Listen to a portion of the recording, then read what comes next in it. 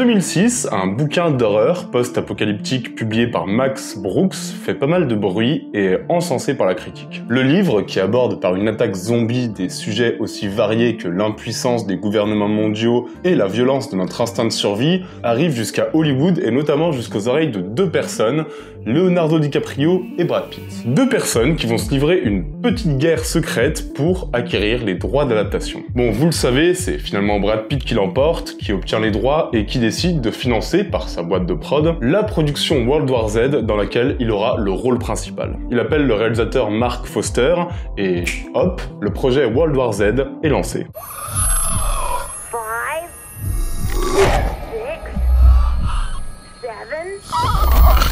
8, 9, 10, 11, 12.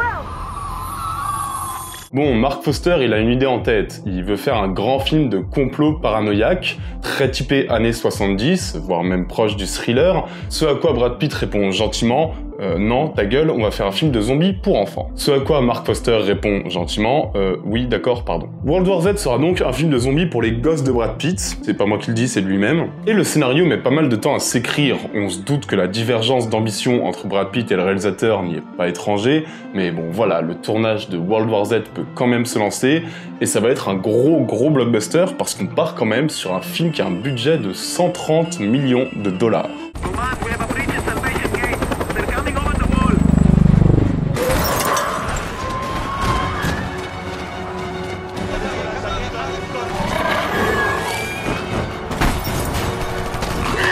Alors le tournage, les gars, ça va être le chaos, et rien qu'en lisant quelques anecdotes sur ce qui s'est passé, on pouvait déjà anticiper le résultat final du film en fait. Tout l'été 2011, l'équipe tourne ses scènes dans le monde entier. Bon ok, y a pas de soucis spécifiques, ouais mais voilà, en fait, le film est nul quoi. C'est juste aussi simple que ça, les rushs qui ont été tournés ne satisfont pas du tout la production, ne satisfont pas du tout le réalisateur qui trouve que son film est pété, et même Brad Pitt n'est pas content, en fait personne n'est content du résultat final de World War Z. Du coup on va embaucher en catastrophe plusieurs scénaristes pour essayer de sauver les meubles, on organise des reshoots, on va tourner une demi-heure de films supplémentaires, notamment pour essayer d'avoir une fin un peu moins dégueu que celle qui a été tournée. Et les gars, le budget du film monte à 200 millions de dollars. World War Z, déjà à l'époque du tournage, c'est un putain d'enfer.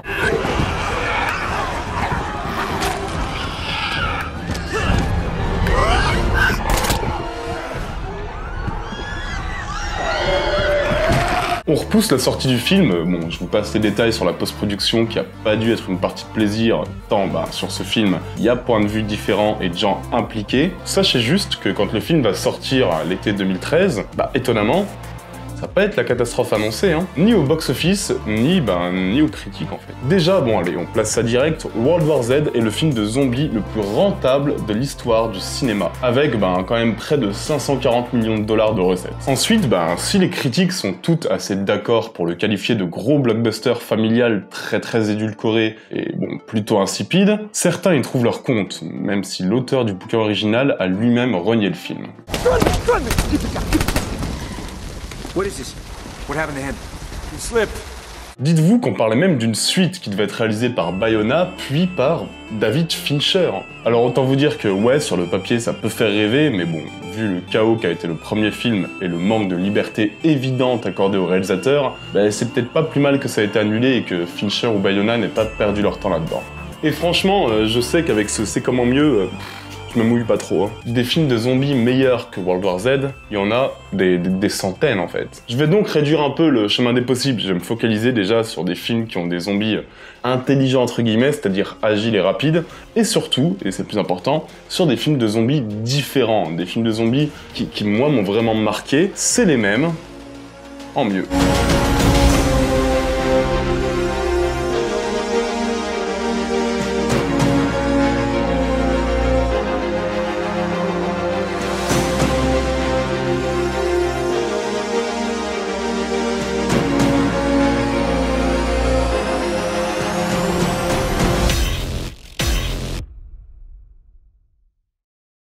Mais avant de vous parler de ces 3 films, je dois vous annoncer que cette vidéo est sponsorisée.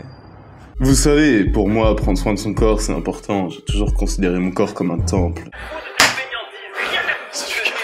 Mais entre l'écriture, le boulot, le montage, les films à voir, les vidéos YouTube à sortir, j'ai pas toujours le temps de cuisiner des repas équilibrés et plein de protéines qui me permettent d'entretenir ce corps de rêve. C'est pour ça que j'ai choisi YFood. YFood, c'est une marque de boissons qui fait des boissons sans lactose ou vegan, sans sucre ajouté, qui fait aussi des poudres et des barres nutritives. Et en une bouteille, t'as tout ce qu'il te faut, ça te cale de 3 à 5 heures, c'est sain, c'est rapide, t'as tous les nutriments nécessaires, fibres, protéines. Là, par exemple, je viens de soulever 350 kg au développé couché. J'ai besoin de mes protes, mais j'ai pas trop le temps de cuisiner. Il faut que je regarde un film tchécoslovaque de 6 heures pour pouvoir vous en parler dans Intercut comme tout bon cinéphile qui se respecte. Du coup, le truc avec YFood, c'est qu'une bouteille de 500 ml suffira à me caler, amener tout ce dont j'ai besoin. Je peux varier les goûts parce que j'ai genre vanille, banane, chocolat, café. Franchement, c'est super pratique quand t'as pas trop le temps, quand t'es en déplacement, ou même quand t'as la flemme de cuisiner. Et je remercie beaucoup YFood de m'avoir contacté pour vous parler de ce qu'ils font. Actuellement, il y a même des packs découvertes et j'ai même un cadeau pour vous. Le traditionnel code promo des sponsors qui vous permet d'économiser 10% sur ce pack-là, 5 bouteilles. Ce code promo, c'est Intercut10, j'ai toujours rêvé de dire ça. Et le lien est dans la description. Merci à eux, nous on peut se relancer dans la vidéo. Et quand je vous dis film de zombies différent, mais vous allez comprendre direct, dès le premier film en fait, qui est un film qui est sorti en 2016, un film assez fascinant, et surtout un film qui est un peu sorti de nulle part quoi. Ce film s'appelle The Last Girl, ou alors Girl with All the Gifts.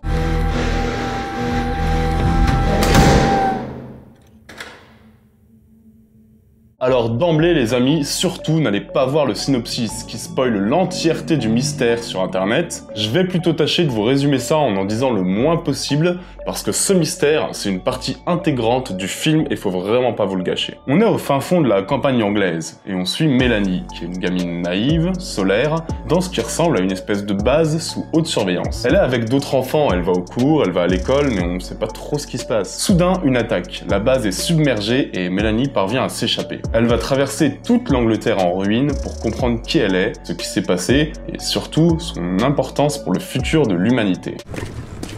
Sarge, south section, fence 1 is down. Use the flamethrower, short burst.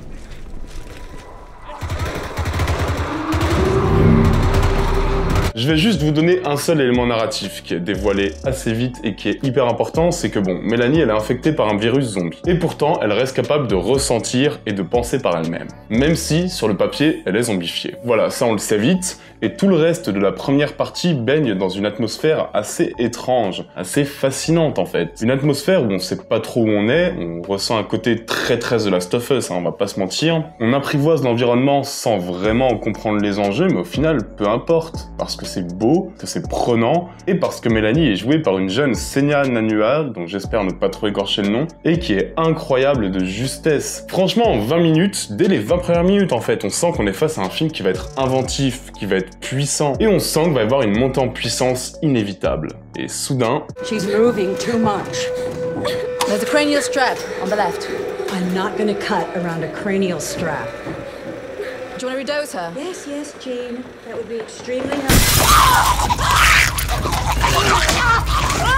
Soudain, l'attaque de la base, et Mélanie qui se retrouve, comme nous, plongée sans aucun contexte dans un pays dévasté en plein chaos. Là, on aurait pu avoir peur que le film commence à sacrifier son inventivité pour, juste pour cocher quelques cases en fait. Juste pour devenir un film avec un groupe qui doit survivre ensemble, dehors, face à des zombies. Ça aurait pu faire un peu Walking Dead, ça aurait été dommage, mais heureusement, le film évite complètement ça. L'inventivité ne baisse jamais, les séquences de tension excellemment mises en scène s'enchaînent, et franchement, j'insiste là-dessus parce que vous l'avez bien vu, je pense même aux images, même au synopsis, le côté The Last of Us est hyper palpable. Si vous voulez un The Last of Us en film, ce film il va complètement faire l'affaire. Et puis toute la violence dans la caractérisation du personnage de Mélanie qui est dangereuse, qui est morte et qui pourtant vit, ça donne une sacrée ambiguïté qui casse complètement le manichéisme trop souvent présent dans ce genre de film. It's just a note! Sergeant! Don't look at them! Shut up! Just at me! Pretend you're really scared of me! Pretend. Un film techniquement réussi, techniquement hyper solide, au scénario inventif, sensible, intelligent, qui s'amuse à casser les codes du film de zombies tout en nous livrant des séquences ultra réussies et une mise en scène ultra soignée. Franchement, je vois pas vraiment ce qu'on pourrait demander de plus. The Last Girl, c'est une petite pépite qui est vraiment sortie de nulle part et ça fait longtemps que je voulais l'évoquer sur Intercut. En vrai, si vous proposez World War Z plusieurs fois depuis ces derniers mois, c'était pour ce film. Franchement, je vous le conseille très très fort.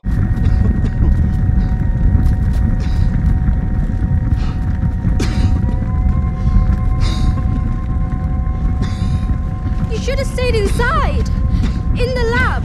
I was looking for you. Ok, alors après ce petit film que j'aime d'amour, je sais que si je fais une chronique sur les zombies sans parler de Romero, je vais me faire défoncer. Et vu que j'ai pas envie de me faire allumer, surtout que j'ai déjà un placement de produit dans la vidéo, je sais déjà que vous avez tapé votre commentaire qui m'insulte de vendu, autant y aller tout de suite. Je vais vous parler d'un film imparfait mais qui est pourtant parmi mes préférés de ce réalisateur, en tout cas parmi ceux que j'ai vus de lui. Je vais vous parler de The Crazies. Un avion se crache pas loin d'une petite ville tranquille. Quelques jours plus tard, un homme tue sa femme devant ses gosses. Comme ça, sans aucune raison. Bon ok, c'est terrible, mais c'est un fait divers. Sauf que direct, l'armée arrive et confine tout le monde. On comprend pas vraiment pourquoi. Un autre meurtre. Des pulsions de violence soudaines et inexpliquées parmi les habitants. L'avion transportait en fait les souches d'un virus très dangereux, une arme biologique qui réveille des pulsions meurtrières chez les infectés. On est sur une variante du film de zombies par son propre créateur en fait, et croyez-moi, c'est un film qui a vraiment des sacrées qualités.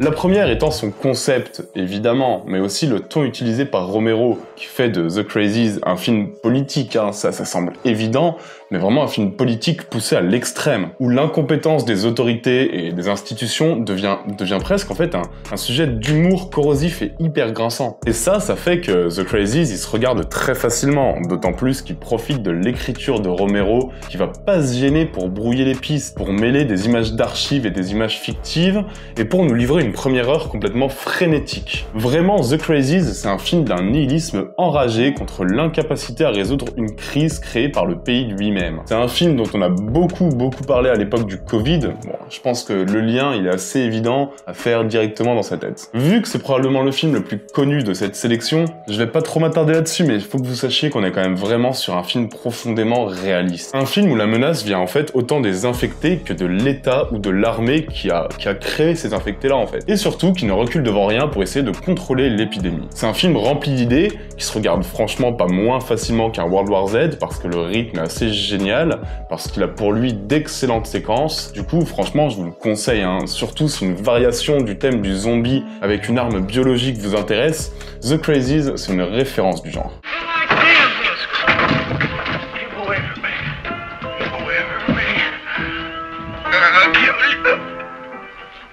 Lunatic, man. Take a look at this, man. Miss?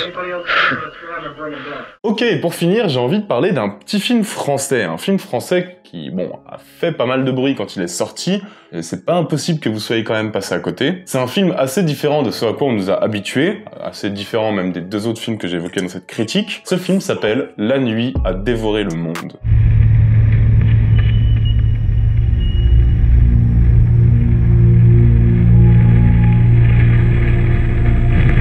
On va suivre Sam, qui n'est pas le Sam de soirée du coup, et qui, vu qu'il conduit pas, il est en train de se bourrer gaiement la gueule en soirée. Et quand il se réveille le lendemain, il est seul. Mais complètement seul, sans qu'on sache pourquoi ni comment, et d'ailleurs ce sera jamais explicité dans le film, les zombies ont envahi Paris. Alors du coup, notre bon vieux Sam, il va s'organiser, il va essayer de se protéger, il va essayer de survivre, déjà même de découvrir s'il est le seul survivant.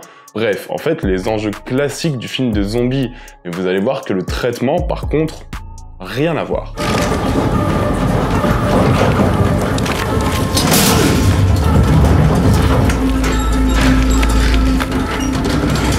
Déjà, la première chose très réussie, c'est l'ambiance apocalyptique, avec ces quelques visions d'un Paris complètement désincarné, complètement abandonné, rempli de morts vivants. C'est plutôt très bien mis en scène, hein, même si on se doute que le budget est pas énorme, il y a quand même quelques visions de cauchemar qui sont très intéressantes. Et bon, on comprend en quelques plans le sous-texte du film, qui n'est pas forcément très subtil, mais qui reste assez intéressant à voir aussi, c'est que la ville dévore les individus. On est tous des zombies dans le capitalisme et dans les grandes villes.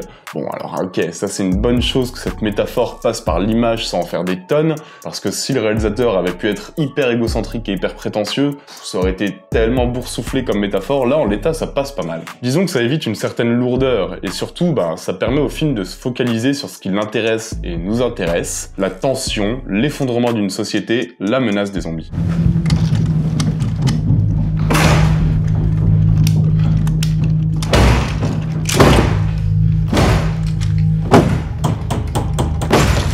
Le héros, il va se retrancher dans l'appartement et il va n'avoir que des idées assez logiques et intelligentes finalement. Et ça vraiment, ça change quoi, ça change tellement. On a un héros malin et un film qui prend des tournants auxquels on s'attendait pas quoi. Notamment avec ce zombie qui est bloqué dans l'escalier et qui devient le confident du héros, qui est interprété par un Denis Lavant qui est juste excellent, mais bon ça, vous allez me dire comme toujours vraiment. Et narrativement, le film il est surprenant quoi, il est bien plus logique et réaliste dans les réactions de son héros que pas mal de films de genre.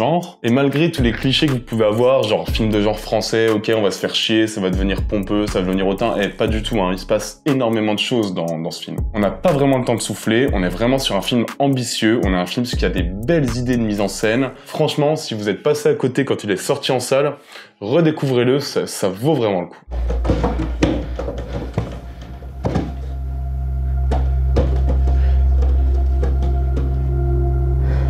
Ok, j'espère que cette vidéo vous aura plu, vous vous doutez bien que j'ai encore 50 films en stock, franchement si à l'avenir je vous propose un World War Z 2, faudra pas être surpris parce que j'ai 25 000 films que j'ai pas pu évoquer dans cette critique. En attendant, comme d'habitude, c'est vous qui choisissez le film dont on va parler en commentaire, et je vous propose 2 héritages cette fois. L'héritage de Délivrance, que je vous ai déjà proposé il y a quelques temps, ou alors l'héritage de Scream. Listen, asshole! No, you listen, you little bitch. You hang up on me again, I'll gut you like a fish, understand? Dites-moi ce que vous préférez dans les commentaires, et n'oubliez pas, c'est très important, de vous abonner, mettre la cloche, partager la vidéo, franchement c'est la meilleure des récompenses possibles pour les heures de travail. Nous on se retrouve très bientôt, d'ici là prenez soin de vous, ciao, bisous.